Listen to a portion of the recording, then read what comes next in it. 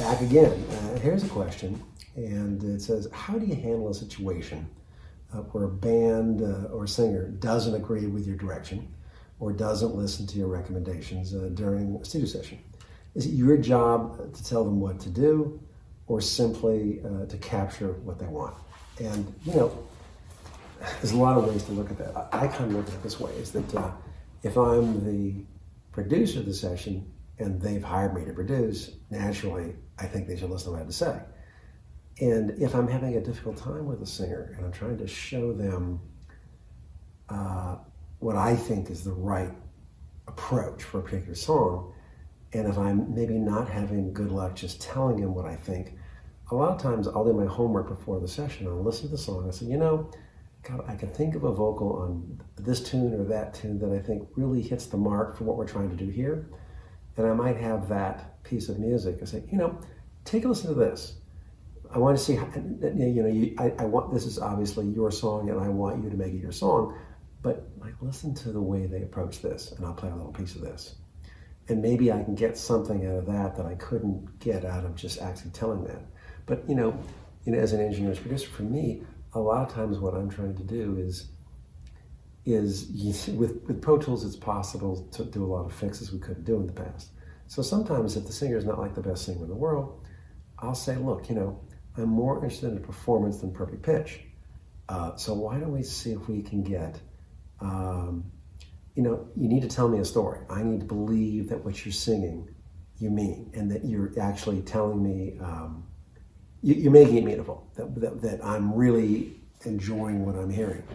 And even if you're a really great singer, but you're just kind of singing the notes, you're not really putting anything on it, I think, you got to make this song your own. You got to do something that's original and interesting and something that has finesse, but does tell a story. So these are kind of my lines. The other thing I do is I always have a complete lyric sheet and a double spaced, right? And so if they go out and I'm doing the vocal, and I say, all right, come on in, I want you to hear something. And say that, say you've done 5-6 takes of a particular tune. And I underline the spots that I think are real highs. And I'll say, look, let's go right to here. And I'll say, you just nailed it here. I'm believing this. So, I can cut between this piece and this piece and this piece, but if you could actually go out and do a take and do that as one piece with those, stylistic references, I think it'd be amazing. So I'm trying to help them help themselves. And then there's the issues of sound itself. I've said this before, is that for me, making it sound absolutely amazing in the headphones is the ticket.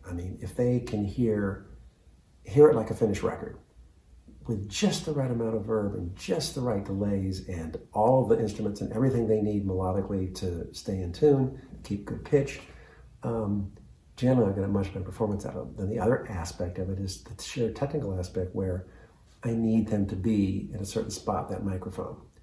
And so a lot of times what I'll do is I'll put a little red dot on the windscreen and I'll back the windscreen off just the right amount so that even when they get in close, they're always the perfect distance from the mic, so there's never too much proximity. Because otherwise you can just turn into mud in a moment. So there's the technical aspects of being an engineer, there's the aspects of providing the singer with something they can listen to and dig into when they're singing. And so, I work with a lot of singers where they want to hear everything you have to say. They say, well, what do you think about this take? What do you think about that take? And so, obviously, I love doing vocals. I have a lot of fun. Like I did, I think 5 Neil Diamond albums, and Neil and I had a lot of fun doing the vocals. So when I was doing the Both Sides Now record with Joni Mitchell, Joni is an actress, not just a singer. And so when she would do, some takes, we come in, we listen to it, and we do the comps together. And if I had something to say, I'd say, well, what about this or this? And so I love the give and take of coming up with a great vocal, and it's a lot of joy.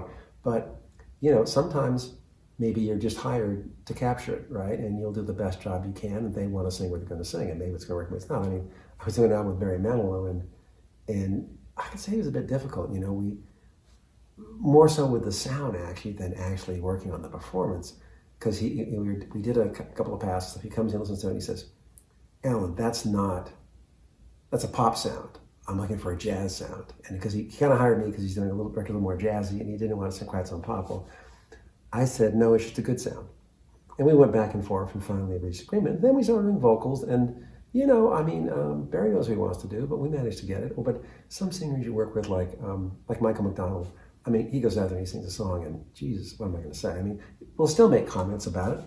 Or, you know, Stevie Wonder, or like a lot of times I did a number of things with Ray Charles, and typically Ray will walk out. He doesn't need any production help. I mean, Ray walks out there. He knows exactly how to use the microphone. And he's going to sing one or two passes, and usually the second pass is perfect, if not the first one. And there isn't much for me to say because he usually just takes the song over and it sounds amazing. So, you know, but sometimes you're working with an artist, you know, who's looking for something that maybe they don't even have the chops to do. So then I'll say to them, you know, why don't we do this? Why don't we just, you know, I'm not going to worry about pitch and about myself. I just want you to put something on this. I want you to make these lines dramatic. And I don't even worry about the pitch per se, because of course I can correct that later. So I'm really looking for a performance. You know, this is with a singer who's not that great. If I can get excitement out of them, even if it's not perfect, I can fix it later. And I can usually make it sound quite good because I'm more interested in a performance than I am perfect pitch because I can fix the pitch. I mean, in the old days, obviously, we had to punch phrase and word and everything because it was all about being in tune. And sometimes there'd be a phrase that would go by that was musically fantastic, but it just was slightly flat or a little bit sharp.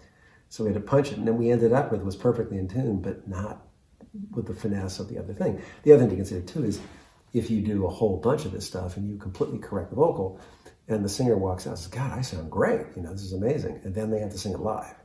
What if they sing in the Grammys and they can't deliver the performance that you created? There's that issue. But anyway, I hope that's been of some help to you. And thank you for the question. Also, if you have a chance, please subscribe to our new YouTube video channel. I'm going to answer a ton of questions. Thanks.